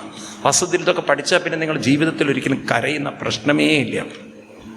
അവിടെ പറയാണ് 16-ാം അധ്യായത്തിൽ, കസ്മിൻ അമീമഹ്യം ജന്മനി അമീമഹ്യം മാതര പിതരോഭവൻ കർമ്മവിഭ്രാമ്യമാണസ്യ ദേവതിരംഗ്രിയോനിഷു. ഞാൻ ഏത് ജന്മമാണ് ഇവർക്ക് മകനായത്, ഏത് ജന്മം ഇവരെന്നെ മകനാക്കി എടുത്തിട്ടുണ്ട്. ഞാൻ ആരുടെയും മകനുമല്ല, ആരുടെയും മകളുമല്ല. ഞാനൊരു ശരീരത്തിൽ കയറി, ഒരു ശരീരത്തിൽ നിന്നും കഴിഞ്ഞു, അത് അത്രയേ ഉള്ളൂ. ഞാൻ പോവാണ്, അടുത്ത ശരീരത്തിലേക്ക് പോവാണ്. ഏതുപോലെയാണ്, യഥാ വസ്തൂനി പണ്യാനി ഹേമാദീനി തതസ്തത പര്യടന്തി നരക്ഷേവം ജീവോ യോനിഷു കർത്തസു. ഇതൊക്കെ മനസ്സിലാക്കി വെക്കണേ. കയ്യിൽ നിന്ന് കറൻസി നോട്ട് ഒരാൾക്ക് കൊടുത്താൽ നമുക്ക് നഷ്ടമാണ്. പക്ഷെ കറൻസി നോട്ടിൻ്റെ തലത്തിൽ നോക്കുമ്പോൾ അതിന് ലാഭവുമില്ല. പറയൂ, എന്ത് നഷ്ടമുണ്ട്? ഈ റിസർവ് ബാങ്ക് ഇറക്കിയ നോട്ട് അപ്പോഴും ഇവിടെ തന്നെ ട്രാൻസാക്ഷനിലുണ്ട്. ഉണ്ടോ? നമ്മുടെ കയ്യിൽ നിന്ന് പോയി, അതുകൊണ്ട് നമുക്ക് കരയാം. പക്ഷേ വേറൊരാൾക്ക് കിട്ടിക്കഴിഞ്ഞാൽ അത് ഒരു ചില പിശുക്കന്മാർക്കുള്ള അനുഭവം പോലെ എന്ന് പറയും. ഒരാൾ ബസ്സിൽ യാത്ര ചെയ്യുന്ന സമയത്ത് താഴെ ഒരു 1000-ൻ്റെ നോട്ട് കിടക്കണം, 200. ഇയാൾ എന്ത് ചെയ്തു വെച്ചാൽ കണ്ടക്ടറുടെ കയ്യിൽ നിന്ന് വീണതാണെന്ന് വിചാരിച്ചിട്ട് ഇയാൾ പതുക്കെ കാലുകൊണ്ടെടുത്തു. എക്സ്പേർട്ട് എടുക്കുന്ന സമയത്ത് തൊട്ടടുത്തുള്ള ഒരാളത് കണ്ടിട്ട് പറഞ്ഞു, ഞാൻ പറയുന്നു പറയണ്ട 50-50 എന്ന്. ഈ 50-50 പറഞ്ഞിട്ട് കുറച്ച് കഴിഞ്ഞിട്ട് ഇയാൾക്ക് 500 കൊടുത്തു, ഇയാൾ 500 കൊടുത്തിട്ട് അയാൾ ഇറങ്ങിപ്പോയി. ഒരു 500 രൂപയെങ്കിലും ലാഭം കിട്ടിയല്ലോ. പിന്നെ നോക്കുമ്പോഴേ മനസ്സിലായി അയാളുടെ 1000 രൂപയാണ് വീണത്. സ്വന്തം പൈസ താഴെ വീണിട്ട് കള്ളനെ പോലെ അതെടുത്ത് അതിൽ നിന്ന് 500 രൂപ നഷ്ടവും വരുത്തുന്ന ആൾക്കാരെ പോലെ ഇവിടെ മനുഷ്യൻ അറിയുന്നില്ല. നമ്മൾ ഈ ബന്ധങ്ങളൊക്കെ നമ്മുടെയാണെന്ന് നമ്മൾ തെറ്റിദ്ധരിക്കുകയാണ്. ഇവിടെ ആരും ആരുടേതും അല്ല. ഇതാദ്യം മനസ്സിലാക്കണം. നമ്മൾ ഈ ശരീരവുമായിട്ടുള്ള, നമ്മൾ ശരീരം കൊടുത്തു എന്ന് മാത്രമേ ഉള്ളൂ.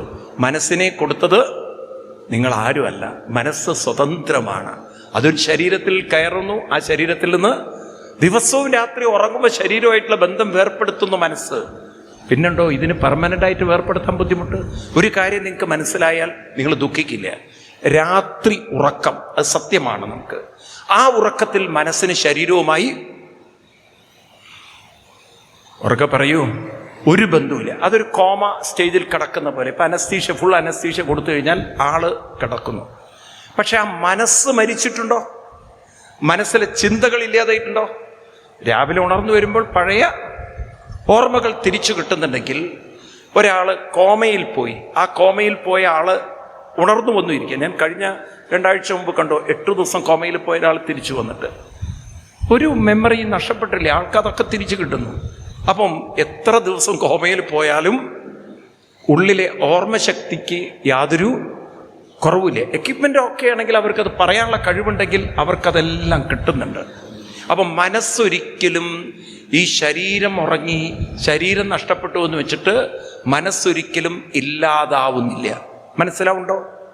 ഇനി നിങ്ങൾ ആംബിറ്റേഷൻ, കാലൊക്കെ ആംബ്യൂട്ട് ചെയ്തു, കൈ ആംബ്യൂട്ട് ചെയ്തു, അവയവങ്ങൾ, ഇപ്പോൾ യൂട്രസ് എടുത്ത് കളഞ്ഞ സ്ത്രീകളുണ്ടാവും, ബ്രസ്റ്റ് എടുത്ത് കളഞ്ഞവരുണ്ടാവും, ഹാർട്ടിൻ്റെ വാൾവുകൾ എടുത്ത് മാറ്റിയവരുണ്ടാവും, മുട്ട് മാറ്റി വെച്ചവരുണ്ടാവും, കിഡ്നി മാറ്റി വെച്ചവരുണ്ടാവും. ഉണ്ടാവില്ലേ? ഉണ്ടാവില്ലയോ? ഈ ഓപ്പറേഷനൊക്കെ ശരീരത്തിൻ്റെ പല അവയവങ്ങളും കളഞ്ഞാലും മനസ്സിനെ ബാധിക്കുന്നുണ്ടോ? സ്വയം ചോദിക്കൂ നിങ്ങൾ, ഉണ്ടോ? അപ്പം ഈ ശരീരം മൊത്തം പോയാലും എവിടെയാണ് മനസ്സിനെ ബാധിക്കുന്നത്? മനസ്സിവിടെ ഇല്ലാതെയാവുന്നത്? ഇപ്പം നമ്മൾ സ്ഥൂല തലത്തിൽ കണ്ട് ദുരിതം അനുഭവിക്കുകയാണ്. സൂക്ഷ്മമായി കണ്ടാൽ, ഇപ്പം നമ്മൾ ഒരു സ്വിച്ച് ഓഫ് ചെയ്താൽ ആ ബൾബിൽ കറണ്ട് ഇല്ല, അല്ലെങ്കിൽ ആ ബൾബ് ഫ്യൂസായി പോയി. കറണ്ട് എവിടെയാണ് പോയിട്ടുള്ളത്? കറണ്ട് എവിടെയാണ് നഷ്ടമായിട്ടുള്ളത്? അത് വേറെ ലൈനിലുണ്ട്. ഇതുപോലെ ഒരു ശരീരം പോയാലും വേറൊരു ശരീരത്തിലേക്ക് ആ മനസ്സ് യാത്ര ചെയ്യുന്നൊക്കെ ഉറപ്പ് വന്നിട്ടുണ്ടെങ്കിൽ, ഒരാൾ മരിച്ചിട്ടുണ്ടോ? ആരെങ്കിലും മരിക്കുന്നുണ്ടോ? ഉറക്കെ പറയുമെന്ന്. ആരെങ്കിലും സത്യത്തിൽ മരിക്കുന്നുണ്ടോ? മരിക്കവറ ഇല്ലാതാവുന്നുണ്ടോ? കൂടെ വരുന്നില്ല. ആരെങ്കിലും ഇല്ലാതാവുന്നുണ്ടോ? ഉറക്കെ പറയൂ. എന്തില്ല? വെറുതെ ഇല്ല എന്ന് കയറി പറയരുത്. ചിലർ ഉറക്കത്തുനിന്നാണ് പറയുന്നത് ഇല്ല എന്നൊക്കെ. ആരെങ്കിലും മരണം എന്ന് പറയുന്ന ആ ഒരു പ്രക്രിയയിൽ ഇല്ലാതാവുന്നുണ്ടോ? അങ്ങനെയൊന്നും പറഞ്ഞാൽ പോരാ, ഉറപ്പിച്ച് തന്നെ പറയണം. ആരെങ്കിലും മരണം എന്ന് പറയുന്ന ആ ഒരു സംഭവത്തിൽ ഇല്ലാതാവുന്നുണ്ടോ? ഇല്ല എന്ന് പറഞ്ഞാൽ എല്ലാവരും ഇവിടെ എന്നുമുണ്ട്. അപ്പൊ ആരെങ്കിലും മരിച്ചു പോയിട്ടുണ്ടോ? ഒരു ശരീരത്തിൽ നിന്ന് വേറെ ശരീരത്തിലേക്ക് പോയി. അതിപ്പോ നമ്മൾ ഡെയിലി പോകുന്നുണ്ട്. ഉറങ്ങുന്ന സമയത്ത് നിങ്ങൾ സ്വപ്നത്തിലേക്ക് പോകണം. ഭാര്യയും ഭർത്താവ് അടുത്ത് കിടന്നു കഴിഞ്ഞാൽ ഭർത്താവിൻ്റെ കൂടെ വേറെ ഏതോ ഭാര്യയുടെ കൂടെ നടക്കുകയാണ് ആള്. ഈ ഭാര്യ എങ്ങാനും ആ സ്വപ്നം കണ്ടിട്ട് ആ മനുഷ്യനെ കൊന്നിട്ടുണ്ടാവും, ഇല്ലേ? ഭാര്യയുടെ കൂടെ കിടക്കുമ്പോൾ ഈ മനുഷ്യൻ ഏതൊരു ഭാര്യയുടെ കൂടെ കല്യാണത്തിന് പങ്കെടുക്കാൻ പോയിരിക്കുകയാണ്. ആ സ്വപ്നം ഭാര്യ കാണാത്ത എത്രയോ നല്ലതല്ലേ? എന്തോ ഒന്നും മിണ്ടാത്ത നിങ്ങൾ മനസ്സിലാവണ്ട നിങ്ങൾക്ക്. അപ്പൊ അതുകൊണ്ട് ഇവിടെ തന്നെ നമ്മൾ ഒരു ശരീരം വിട്ട് വേറെ ശരീരത്തിൻ്റെ കൂടെ മനസ്സിന് പോവാൻ സാധിക്കുന്നു. അതുകൊണ്ട് ഇവിടെ ദുഃഖിക്കേണ്ട യാതൊരു കാര്യമില്ല. അപ്പം മകൻ മരിച്ചിട്ടില്ല, മകൻ ഒരു ശരീരത്തിൽ നിന്നും ഇത് മനസ്സിലായില്ല ചിത്രകേതു. പിന്നെ വലിയ സാധകനായി മാറിയെന്നാണ്. അതിനിടയ്ക്ക് അദ്ദേഹം മമ്മിയൂരപ്പനെ പോയി 4 ചീത്ത വിളിച്ചു. മമ്മിയൂരപ്പൻ്റെ മടിയിൽ പാർവതി ദേവി ഇരിക്കുന്നത് കണ്ടിട്ട് സഹിച്ചില്ല, പോയി 4 ചീത്ത വിളിച്ചു. ഇങ്ങനെയൊക്കെയാണോ ദേവന്മാരായാലും? പരസ്യയുടെ ഭാര്യയെ മടി പിടിച്ചിരുത്തി കെട്ടിപ്പിടിച്ച് എന്നൊക്കെ പറഞ്ഞ ആട്ടി. ഇത് കണ്ട് പാർവതി ദേവി അങ്ങോട്ട് ചീത്ത വിളിച്ചു. പാർവതി ദേവി ശപിച്ചു, ആസുരിയോനി മാസാദ്യ. അങ്ങനെയാണ് അത്ര ഈ ചിത്രകേതു പോയി ആരായത്? വൃത്രാസുരനായതെന്നുള്ള കഥയൊക്കെ പറഞ്ഞ്